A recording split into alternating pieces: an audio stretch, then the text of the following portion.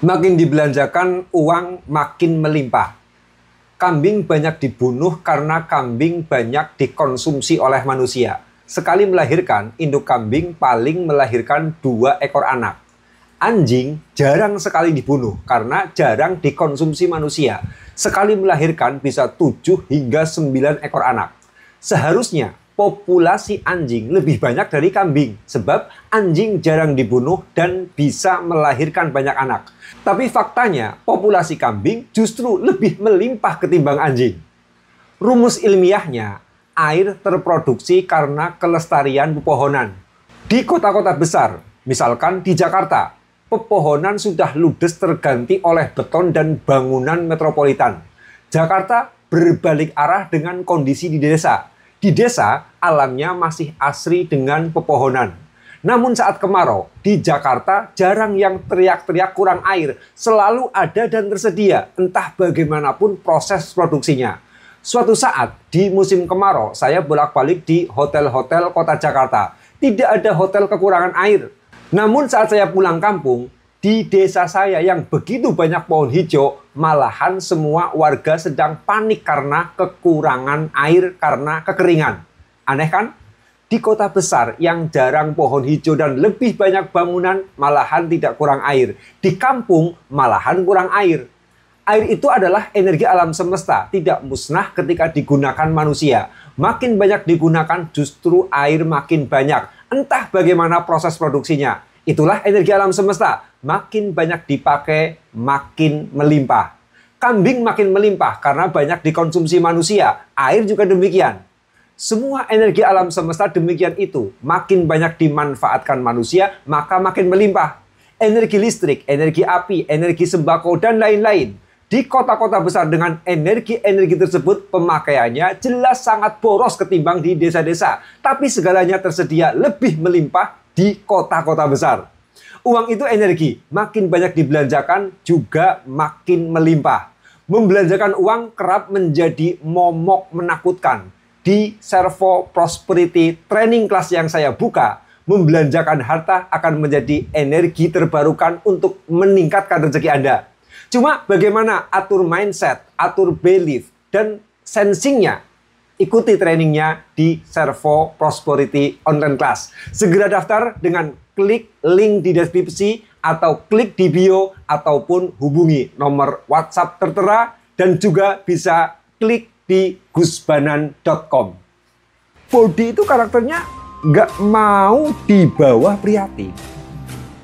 Dia maunya di bawah senang, maunya di bawah gembira. Kita lapar makan bakso, kita lapar makan sate, makanan yang bergizi. Ini yang disukai oleh tubuh kita. Karena karakter tubuh kita itu adalah karakter maunya di bawah senang, ini fisik kita ini. Uang juga sama seperti itu. Datangnya kepada hati yang punya rasa gembira.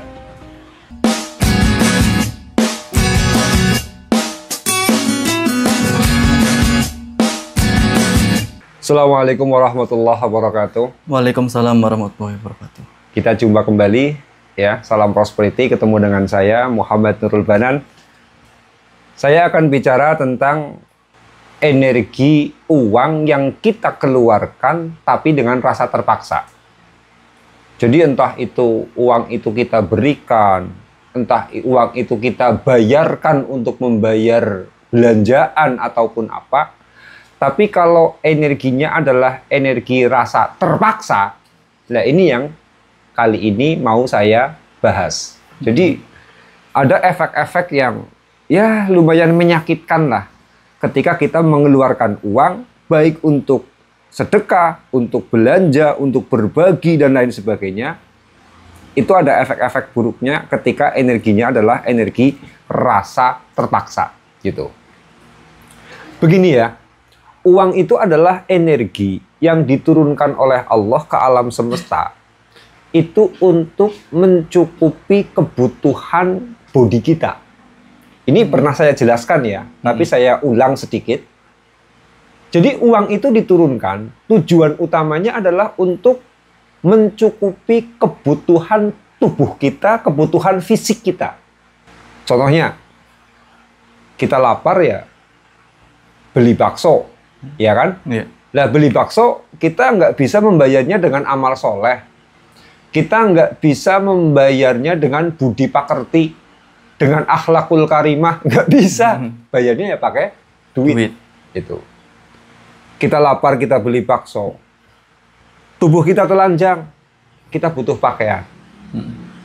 Kayak gitu. Kemudian tubuh kita kepanasan, kena hujan, kita butuh rumah untuk berteduh. Kaki kita pegal untuk jalan, kita butuh kendaraan. Dan semuanya itu pakai uang. Maka uang itu karakter utamanya diciptakan untuk mencukupi kebutuhan fisik kita, kebutuhan body kita. Ini. Beda dengan ruhani. Kalau ruhani itu spiritual ya, kadang butuh uang, kadang enggak. Kalau spiritual butuh uang, ya ada. Tapi tidak semuanya. Contohnya kita pingin sedekah pakai uang. Kita naik haji pakai uang. Kita sholat, kemudian harus menutup aurat. Beli bajunya juga menggunakan uang. Nah, spiritual kadang-kadang butuh uang. Tapi kadang-kadang juga nggak butuh uang spiritual itu. Mengikhlaskan pacar selingkuh butuh uang nggak? Enggak. Ikhlasin aja lah. Kayak gitu loh. Mengikhlaskan orang tua meninggal dunia misalkan. Butuh uang? Enggak. Ya tinggal sudah. Jadi kalau spiritual, ruhani itu kadang-kala kita mencapai ruhani bisa dengan uang, bisa juga tidak dengan menggunakan uang. Tapi kalau body mutlak menggunakan uang. Kayak gitu. Sekecil apapun body itu pasti menggunakan uang. Maka karakter paling kental pada uang itu ya karakternya body kita, karakternya tubuh kita. Loh sekarang, karakternya tubuh itu apa sih? Karakternya tubuh yang pertama, tubuh itu punya sifat material. Artinya, matre itu ya, tubuh itu kan walaupun orangnya bodoh, kalau cantik menarik nggak? Menarik. Menarik. Saya percaya kok foto model itu, artis-artis itu nggak semuanya pinter. Iya kan? Iya. Nggak semuanya soleha. Tapi karena mereka cantik, mereka menarik, ya oke lah dihargai gede sama uang. Itu kan? Iya, betul. Nah, jadi, uang itu matre. Yang dia datangi adalah sesuatu yang berharga, tidak melihat isi di dalamnya sama sekali. Asal cantik, asal genit, ya sudah. Dia itu bisa populer, dia itu kemudian bisa menarik banyak orang. Dan akhirnya ketika menarik banyak orang, dihargai mahal oleh uang. Matre. Ini.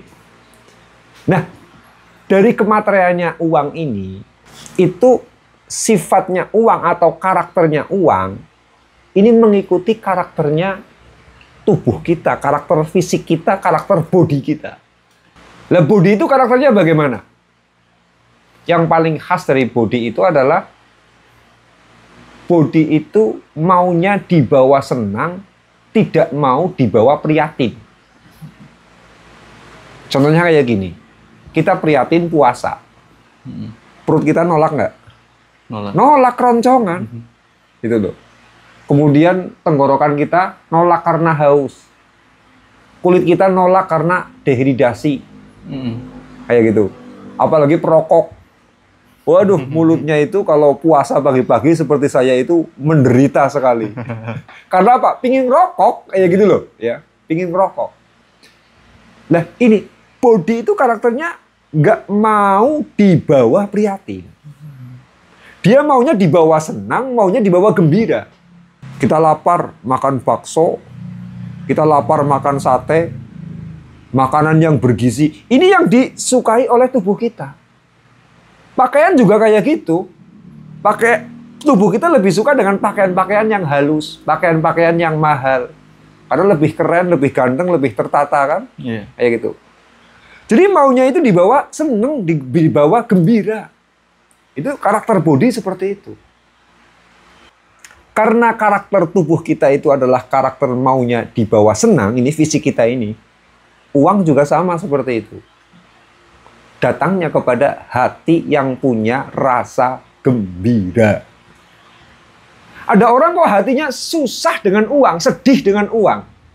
Ini udah nggak ada potensi dia itu rezekinya gampang, itu nggak ada. Kerjanya kok, aduh, uang susah banget dicari ya. Aduh, uang kok sedikit banget ya. Aduh, sekarang kok bisnis sudah lagi mepet banget ya. Aduh, hutang saya kok banyak banget ya. Itu kan perasaan-perasaan di mana dia itu sedih hati tapi dengan uang. Di hati munculnya, aduh, biaya pendidikan anak ini mahal banget. Aduh, rasa-rasa susah hati seperti itu yang nanti akan menjadikan rezeki kita itu nekak, seret sekalian. Kenapa sih? Karena uang itu diciptakan oleh Allah dengan karakter matre. Ya, dia itu datangnya sama seperti karakter fisik.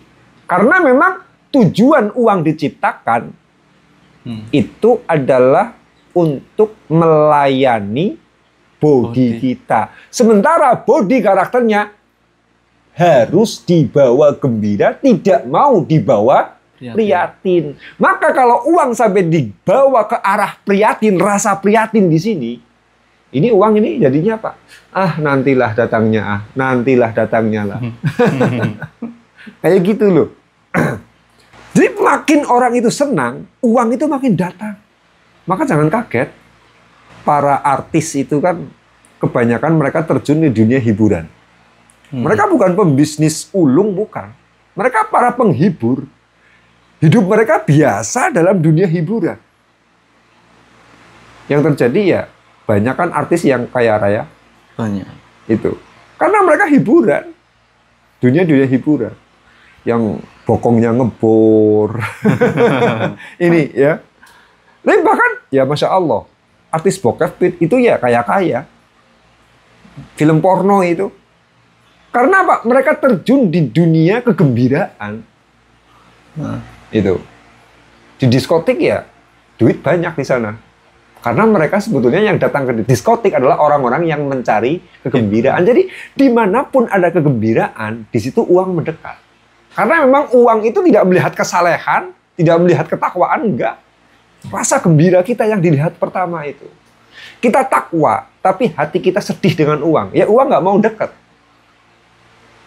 Kita soleh, tapi hati kita sering sedih dengan uang. Ya uang nggak mau dekat. Kayak gitu. Makanya kalau kita bangun takwa, ya pastikan ada rasa gembira.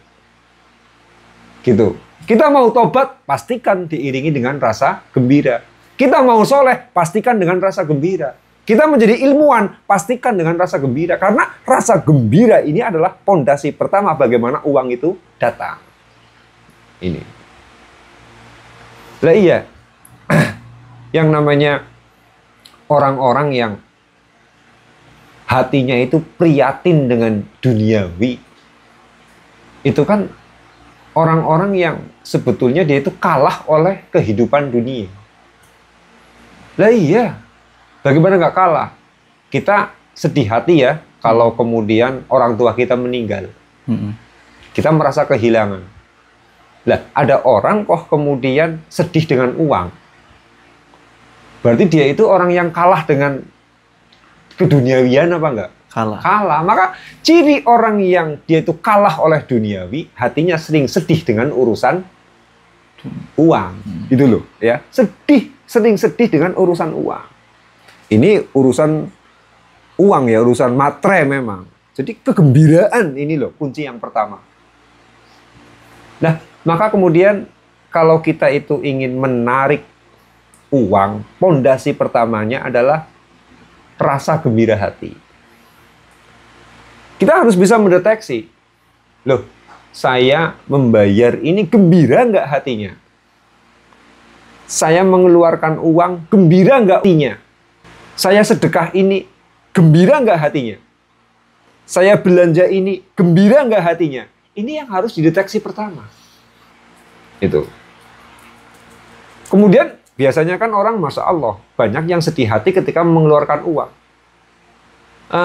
Ini tanggal tua, kok malah anak minta uang semesteran, sedih, ya gitu loh.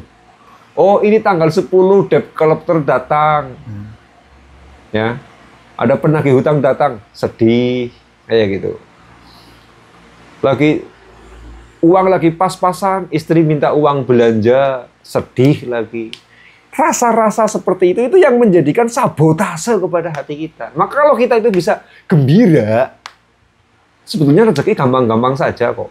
Rezeki itu mudah-mudah saja. Nah, cuma kadang-kadang ini loh, rasa sedihnya ini. Ya oke lah, kalau kita mengeluarkan uang, mungkin kadang-kala banyak di antara kita yang dipicu oleh rasa sedih. Karena merasa, duh, uang saya pas, malah harus dipakai ini. Uang lagi nggak ada, malah ada kebutuhan ini. Kerap memang ketika kita mengeluarkan uang dengan rasa sedih.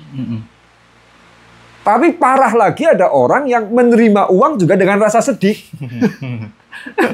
Lah ya, istri monyong-monyong mulutnya sama suami. Nggak cukup ini uang belanjanya. Kayak gitu kan. Nggak cukup ini uang belanjanya. Ini namanya menerima uang dari suami tapi hatinya sedih. Kayak gitu. Yang paling parah itu kan orang yang banyak kreditannya. Cicilannya banyak itu. Kasihan. Biasanya itu yang kejebak kayak gitu itu PNS itu loh. Guru-guru PNS itu. Mereka uangnya pas-pasan, beli apa-apa harus kredit. Kayak gitu kan. Lah ketika terima gaji, karena gajinya banyak dipotong untuk bayar kredit ini, kredit itu, kredit itu.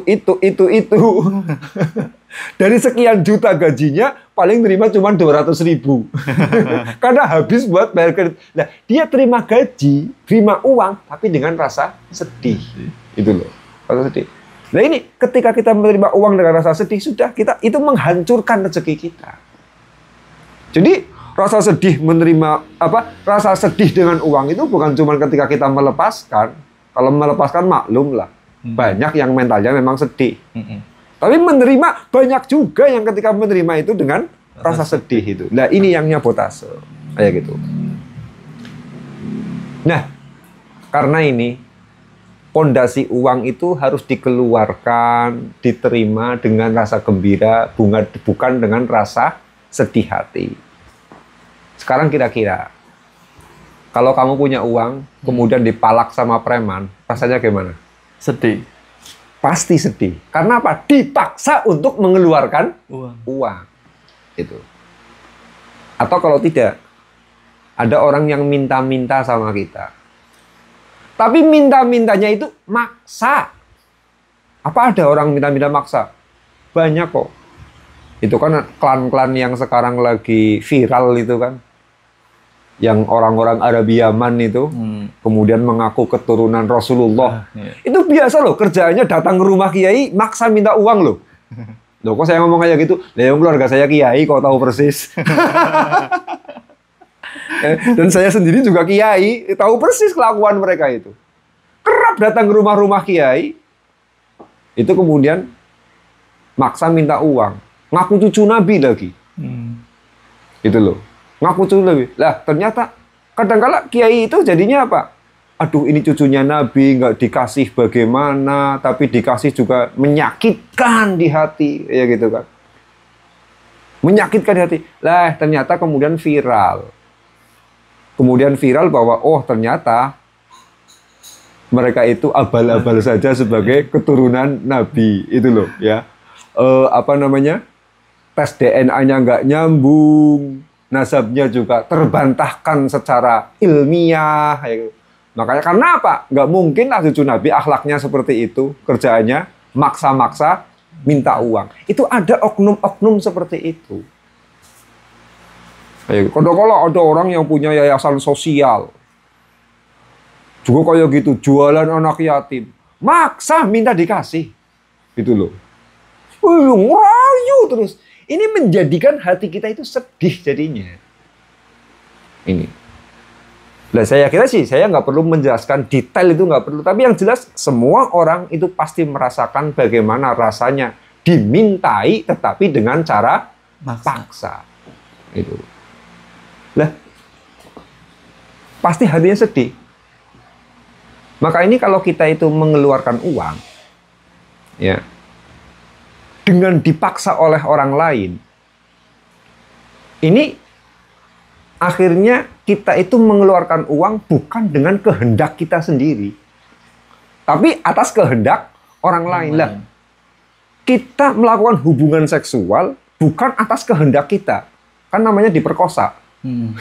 Kayak gitu kan? Iya, betul. Lah, kita mengeluarkan uang atas kehendak orang lain, bukan kehendak kita. Juga energinya sama seperti energi pemerkosaan itu, dipaksa, menyakitkan itu loh. Makanya Nabi itu pernah bersabda kayak gini, la tulhifu fil mas'alah. Kalian jangan maksa-maksa kalau minta. La tulhifu fil mas'alah. Kalian jangan maksa kalau minta-minta. Fawallahi, demi Allah. Ya. La yas'aluni ahadun minkum syai'an. Tidaklah kalian itu meminta sesuatu kepadaku. Fatakhruju lahu mas'alatuhu minni syai'an. Kemudian aku mengeluarkan, aku memberikan apa yang dia minta.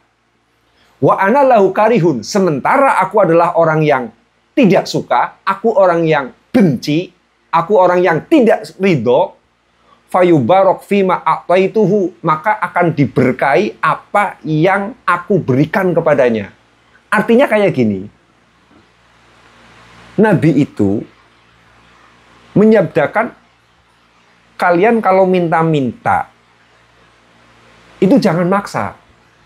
Kalau kalian minta sesuatu dari saya, kemudian dengan cara memaksa, lalu hati saya tidak senang, hati saya tidak ridho, maka kemudian kalian tidak akan mendapatkan keberkahan dari apa yang aku berikan.